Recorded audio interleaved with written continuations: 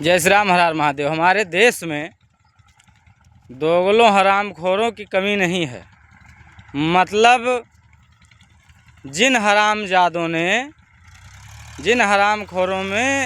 ने निहत्थे राम भक्तों पर गोलियां चलवा दी थी, वो हरामजादे आज मात्र लाठीचार्ज पर ही सद्भावना और समरसता का संदेश देने लगे। मतलब जो लोग देश को जलाएंगे, जो लोग देश में तोड़फोड़ करेंगे, जो दंगा भड़काना चाहेंगे, ऐसी विषम परिस्थिति में तो उनके ऊपर लाठी नहीं चार्ज किया जाएगा। अरे हरामजादों, मैं तो चाहता हूं कि जो देश को नुकसान पहुंचाना चाहे, जो भारत माँ के अस्तित्व से खिलवाड़ करना चाहे, उसको सीधे गोली मार देना चाहिए। ये लोग बार बार राष्ट्रद्रोह का काम करते हैं, ये लोग बार बार देश के खिलाफ साजिश रचते हैं, ये लोग बार बार देश में दंगा भड़काने का काम करते हैं, धर्म के आड़ में, अपने मजहब के आड़ में। तो ऐसे लोगों को तो 1 मिनट में गोली मार देना चाहिए।